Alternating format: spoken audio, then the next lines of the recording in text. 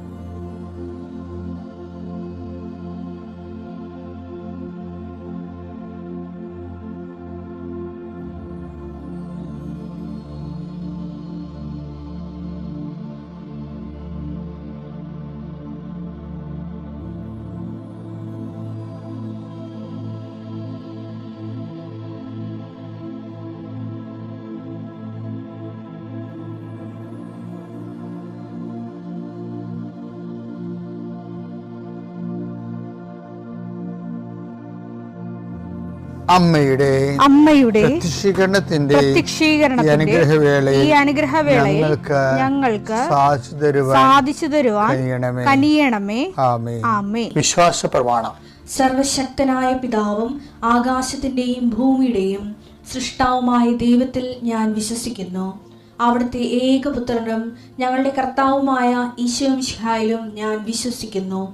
ഈ പുത്രൻ പരിശുദ്ധാത്മാവിനാൽ ഗർഭസ്ഥനായി കന്യകാമറിയത്തിൽ നിന്ന് പിറന്ന് പൊന്തിയോസ് പീലാത്തോസിന്റെ കാലത്ത് പീഡകൾ സഹിച്ച് കുരിശിൽ തറയ്ക്കപ്പെട്ട് മരിച്ച് അടക്കപ്പെട്ട് പാതാളങ്ങളിൽ ഇറങ്ങി മരിച്ചവരുടെ ഇടയിൽ നിന്ന് 3-ാം നാൾ ഉയർത്ത് സ്വർഗത്തിലേക്ക് എഴുന്നള്ളി സർവശക്തിയുള്ള പിതാവായ ദൈവത്തിന്റെ വലതുഭാഗത്തിരിക്കുന്നു. അവിടെ നിന്ന് ജീവിക്കുന്നവരെയും മരിച്ചവരെയും വിധിക്കുവാൻ വരുമെന്നും ഞാൻ വിശ്വസിക്കുന്നു. പരിശുദ്ധാത്മാവിലും ഞാൻ വിശ്വസിക്കുന്നു. വിശുദ്ധ കത്തോലിക്കാ സഭയിലും പുണ്യവാന്മാരുടെ ഐക്യത്തിലും പാപങ്ങളുടെ മോചനത്തിലും ശരീരത്തിന്റെ ഉയർപ്പിലും നിത്യമായ ജീവിതത്തിലും ഞാൻ വിശ്വസിക്കുന്നു. ആമേൻ. സ്വർഗ്ഗസ്ഥനായ ഞങ്ങളുടെ പിതാവേ, അങ്ങയുടെ നാമം പൂജിതമാകണമേ. അങ്ങയുടെ രാജ്യം വരണമേ. അങ്ങയുടെ തിരുമനസ് സ്വർഗത്തിലെ പോലെ ഭൂമിയിലും ആകണമേ. അന്നു വേണ്ടുന്ന ആഹാരം ഇന്ന് ഞങ്ങൾക്ക് തരണമേ. ഞങ്ങളോട് തെറ്റ് ചെയ്യുന്നവരോട് ഞങ്ങൾ ക്ഷമിക്കുന്നത് പോലെ ഞങ്ങളുടെ തെറ്റുകൾ ഞങ്ങളോടും ക്ഷമിക്കണമേ. ഞങ്ങളെ പ്രലോഭനത്തിൽ ഉൾപ്പെടുത്തരുതേ, തിന്മയിൽ ഞങ്ങൾ രക്ഷിക്കണമേ. ആമേൻ. നന്മ നിറഞ്ഞ മറിയമേ, സ്വസ്തി. കർത്താവ് അങ്ങയുടെ കൂടെ സ്ത്രീകളിൽ അങ്ങ് അനുഗ്രഹിക്കപ്പെട്ടവളാകുന്നു. അങ്ങയുടെ ഉദരത്തിൻ ഫലമായി ഈശോ അനുഗ്രഹിക്കപ്പെട്ടവനാകുന്നു. പരിശുദ്ധ മറിയമേ, തമ്പുരാന്റെ അമ്മേ, പാപികളായ ഞങ്ങൾക്ക് വേണ്ടി ഇപ്പോഴും ഞങ്ങളുടെ മരണസമയത്തും തമ്പുരാനോട് അപേക്ഷിക്കണമേ. ആമേൻ. കർത്താവേ, നിന്റെ ഉന്നതമായ നാമത്തിന് സ്തോത്രം ചെയ്യുന്നു. കർത്താവേ, നിന്റെ വിശുദ്ധ പൗരോഹിത്യത്തെ മഹത്വപ്പെടുത്തണമേ. കർത്താവേ, സഭയിലുള്ള സാന്നിധ്യം പ്രകടമാക്കണമേ. 40 വർഷം ഞാൻ അർപ്പിച്ച കുർബാനയുടെ യോഗ്യതയാൽ കൃപാസ്ഥാനത്താറെ ജീവനോടെ പ്രത്യക്ഷപ്പെട്ട പരിശുദ്ധ അമ്മയുടെ മാധ്യസ്ഥത്തിലെ ഞാൻ മക്കളെ ആശീർവദിക്കുന്നു. ഈശോയെ, എവിടെയെങ്കിലും യാത്ര ചെയ്യുന്ന മുമ്പ് ഇതൊന്ന് കൂറിയിട്ട് പോണവരുണ്ട്. ഈശോയെ, അവർ മക്കളുടെ ഇന്നത്തെ മുഴുവൻ യാത്രകൾ ഞാൻ അങ്ങേക്ക് ഏൽപ്പിക്കുന്നു. അവരുടെ കണ്ണുനീര് ഉപ്പണം കർത്താവേ. അവർ പോകുന്ന ഇടങ്ങളിൽ നീ അവിടെ കൂടെ പോകണം. പലരും ഒറ്റക്കാണ്, പലരും അവർ ഒറ്റക്ക് പോയിട്ട് നടക്കാത്ത പല കാര്യങ്ങൾക്ക് വേണ്ടിയാണ് പോണത്. ഓഫീസിലായാലും കോളേജിലായാലും സ്കൂളിലായാലും പരീക്ഷയ്ക്കായാലും ജോലിക്കായാലും ഇൻ്റർവ്യൂവിനായാലും മറ്റ് റവന്യൂ ആയിട്ടുള്ള കാര്യങ്ങൾക്കായാലും കർത്താവേ, അങ്ങയുടെ മക്കൾ പോകുന്ന ഇടങ്ങളിലെല്ലാം I will come with you wherever you go. ലോകത്തെ ആവേശപ്പെടുത്തുന്ന അങ്ങയുടെ അഭിഷേക വചനമാണ്. നീ എവിടെ പോയാലും ഞാൻ നിലകൊണ്ടാകും. കർത്താവെ, ഞങ്ങൾ ആഴമായത് വിശ്വസിച്ചുകൊണ്ട് കർത്താവ് ഈ മക്കൾ നിന്നെയും കൊണ്ടുപോകാൻ ഇടയാക്കണമേ. അമ്മയെ പരിശുദ്ധമേ, സമയത്തിൻ്റെ അധികാരി സഞ്ചാരി മാതാവേ, അങ്ങയുടെ മക്കളുടെ കൂടെ സഞ്ചരിക്കണമെന്ന് പ്രാർത്ഥിക്കുന്നു. പിതാവും പുത്രനും പരിശുദ്ധാത്മാവായ സർവ്വേശ്വര എന്നേക്കും ആമേൻ. എൻ്റെ പ്രിയപ്പെട്ടവരെ, കഴിഞ്ഞ ദിവസം ഒരു സാക്ഷ്യം ഉണ്ടായി. അതായത് ഈ സിബി ഷിജോ എന്നും പറഞ്ഞൊരു മോളുടെ സാക്ഷിയാണ്.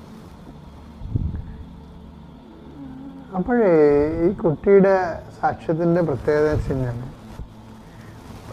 മാതാവിൻ്റെ കമ്മ്യൂണിക്കേഷൻസ് ഭയങ്കരമാണ്. മാതാവ് ഒരു ദിവസം ഇവിടെ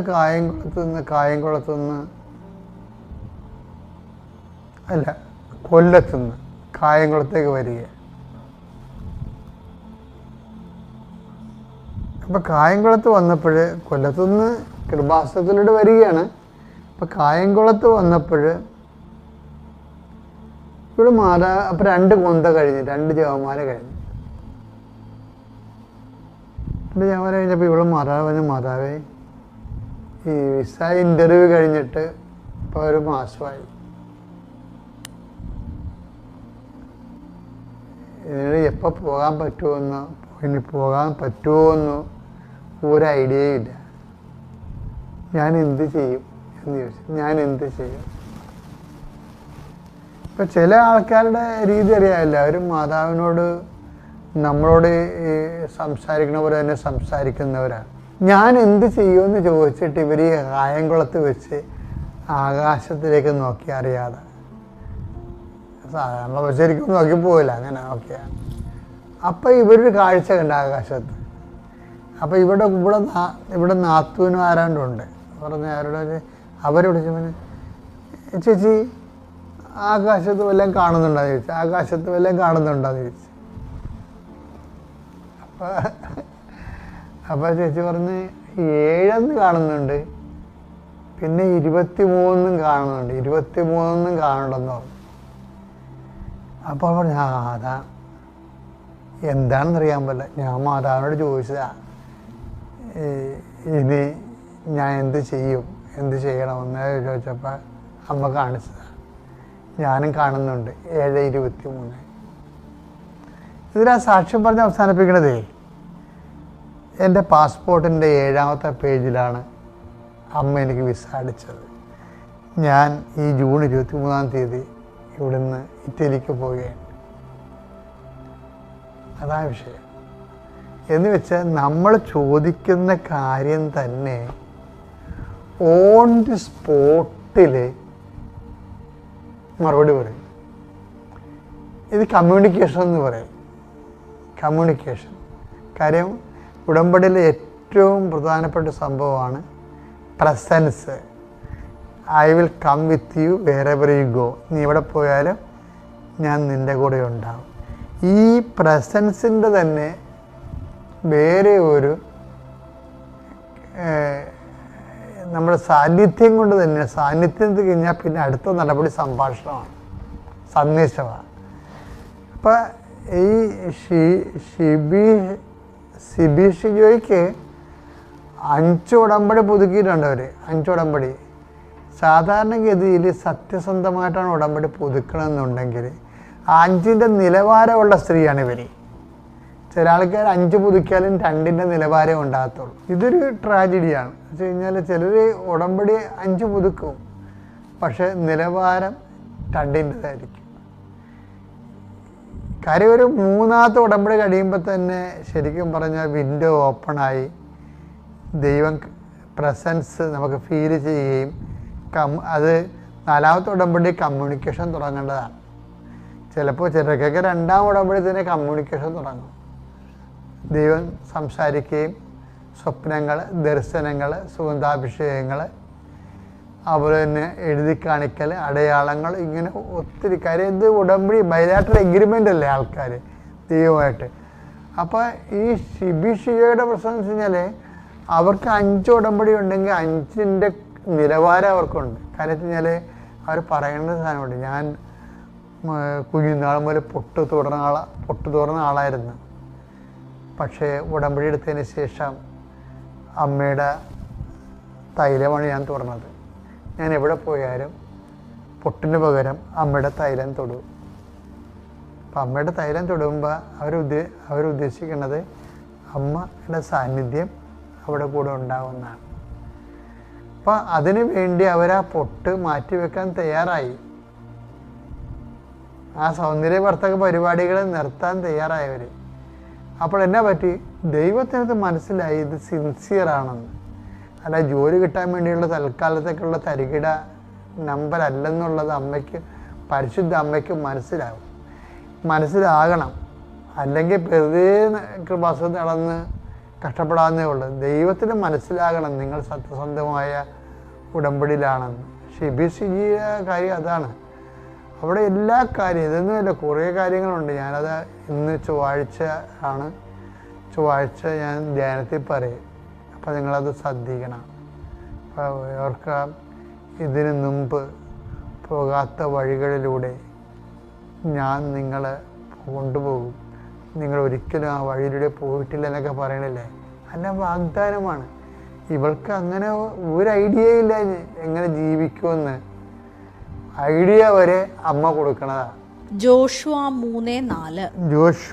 3:4 ഈ വഴിയിലൂടെ ഇതിനു മുൻപ് എന്നാ വചനമാ, ഈ വഴിയിലൂടെ ഇതിനു മുമ്പ് നിങ്ങൾ പോയിട്ടില്ലാത്തതിനാൽ പോകേണ്ട വഴി അവർ കാണിച്ചു തരും. അതായത് നമ്മുടെ ജീവിതത്തിൽ ദൈവം ഇടപെട്ടാൽ പിന്നെ എല്ലാം പുതിയ വഴികളായിരിക്കും, പോകേണ്ട വഴികളാണ്.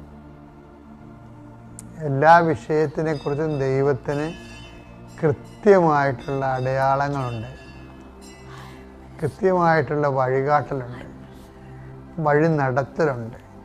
ദൈവത്തിന് പറ്റിയ ഒരാളെ കിട്ടാനാണ് ദൈവം കാത്തിരിക്കുന്നത്. അത് നീ ആയിരിക്കാൻ നോക്കുക. പിതാവിൻ്റെയും പുത്രൻ്റെയും പരിശുദ്ധാത്മാവിൻ്റെയും നാമം.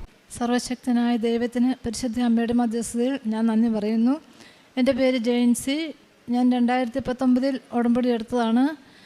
ഞാൻ കോട്ടയം ജില്ലയിൽ കോട്ടയം അതിരൂപതയിൽ മാഞ്ഞൂർ മകുടാലയം ഇടവകയിലായിരുന്നു. ഒരു 1.5 മാസമായിട്ട് ഞാനിപ്പോൾ പുഴുക്കോല് പള്ളി ഇടവക അംഗമാണ്. ഞാൻ 2019 ഉടമ്പടി എടുത്തതിന് പിള്ളേർക്ക് വേണ്ടിയായിരുന്നു. ആ സാക്ഷി ഞാനിവിടെ പറഞ്ഞതാണ്. അതിനുശേഷം കൊറോണയൊക്കെ വന്ന് ഞാൻ പ്രാർത്ഥിച്ചു. പക്ഷേ ഇവിടെ വന്നൊന്നുമില്ല. പിന്നെ 22-ലാണ് ഞാൻ ഉടമ്പടി പുതുക്കിയത്. അത് ഞാൻ പിള്ളേർക്ക് വേണ്ടിയായിരുന്നു. അപ്പോൾ ഞാൻ 2024-ലാണ് ഞാൻ ആ സാക്ഷ്യം പറഞ്ഞത്. അതിനുശേഷം എനിക്ക് കുമളി കുറച്ച് സ്ഥലം ഉണ്ടായിരുന്നു. അതൊന്ന് വിൽക്കാൻ വേണ്ടിയിട്ട് ഞാൻ ഉടമ്പടിയിൽ വെച്ചിരുന്നു. അപ്പോൾ അത് ഞാൻ പ്രാർത്ഥിച്ചു, മാതാവിനോട് പ്രാർത്ഥിച്ചു, അതൊന്ന് വിറ്റ് കിട്ടിയാലേ ഉള്ളൂ. എന്നുവെച്ചാൽ ഞങ്ങൾ 2008 മുതൽ ഞാനും പിള്ളേരും ഹസ്ബൻഡും കോട്ടയത്താണ് താമസിച്ചത്. അപ്പം അങ്ങോട്ട് കുമളിക്ക് പോകാൻ ഞങ്ങൾക്ക് ബുദ്ധിമുട്ടായിരുന്നു. അപ്പോൾ അത് അങ്ങനെ പ്രാർത്ഥിച്ചു. പരിശുദ്ധ അമ്മയുടെ മധ്യസ്ഥതയിൽ ഉപ്പ് അവിടെ കൊണ്ടുപോയിട്ട് പ്രാർത്ഥിച്ച് അത് കച്ചവടം കഴിഞ്ഞ 2025 ഡിസംബറിൽ എൻ്റെ കച്ചവടം നടന്നു.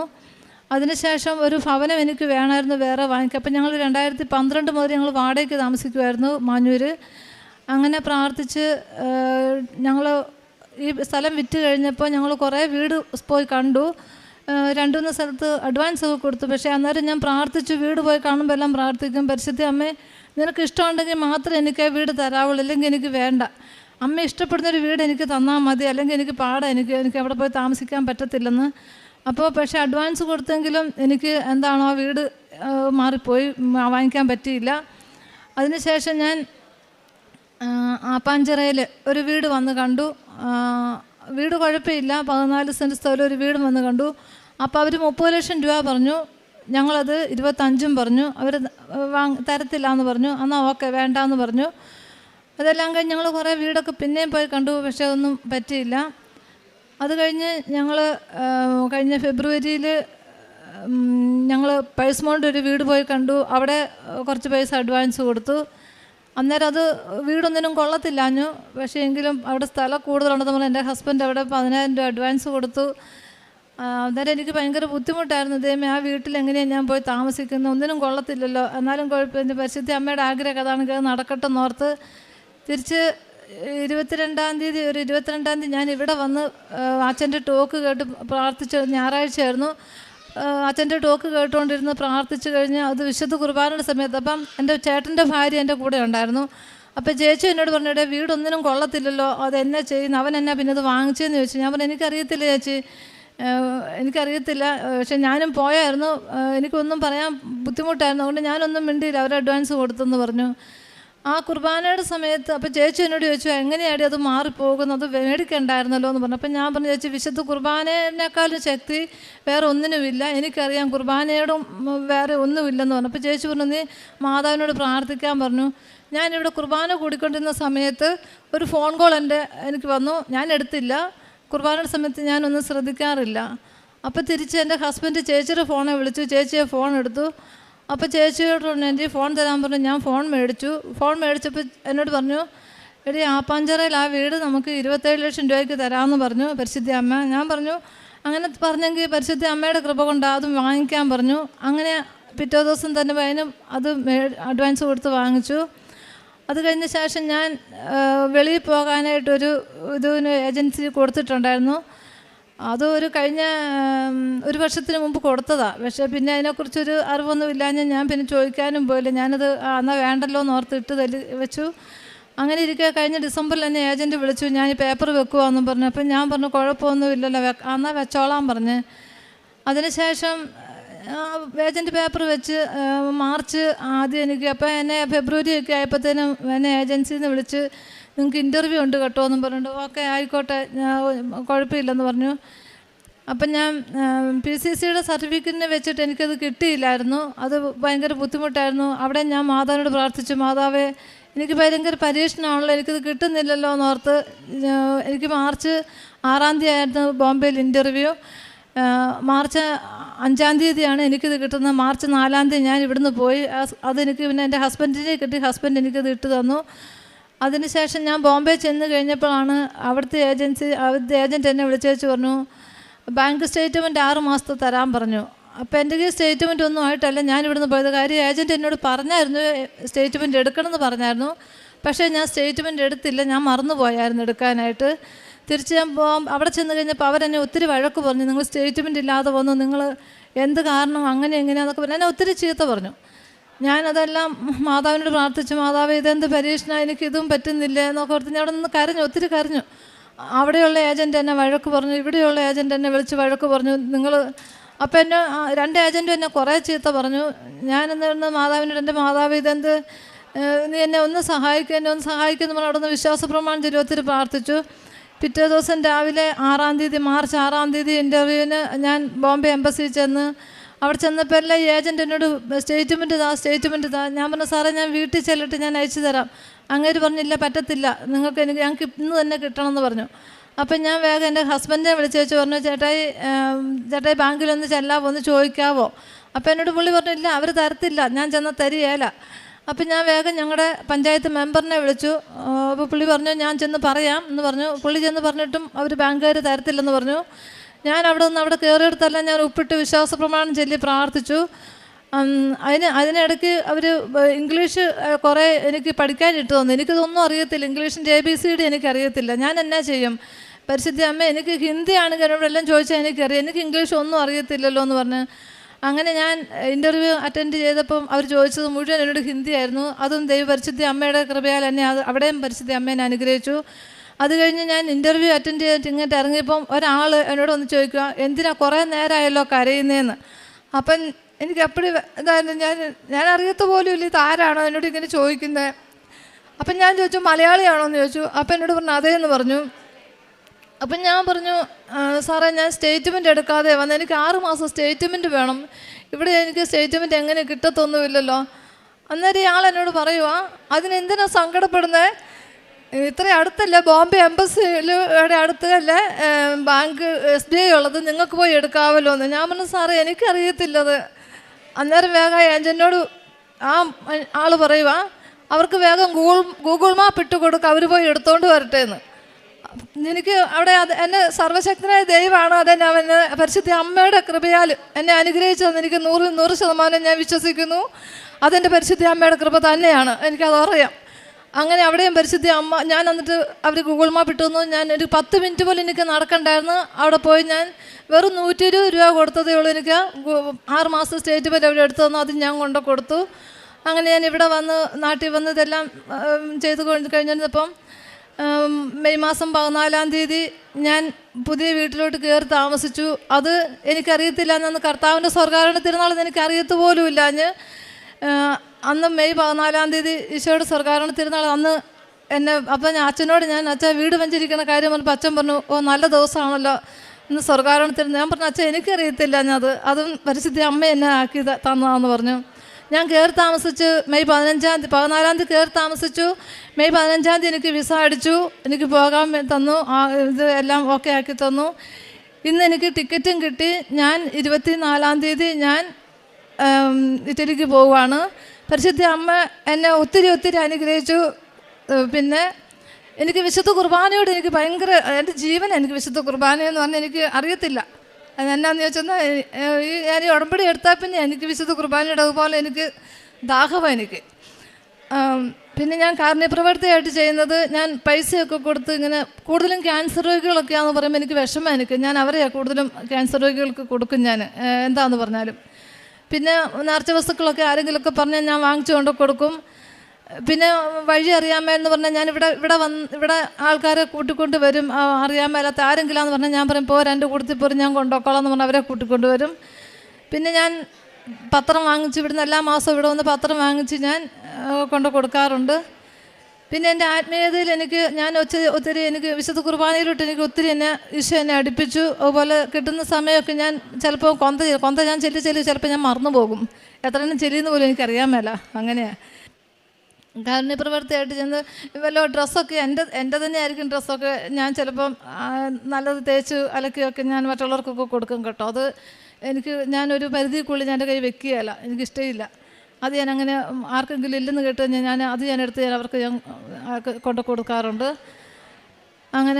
അങ്ങനെയൊക്കെയാണ് ഞാൻ കാരുണ്യപ്രവർത്തിയായിട്ടൊക്കെ ചെയ്യുന്നത്.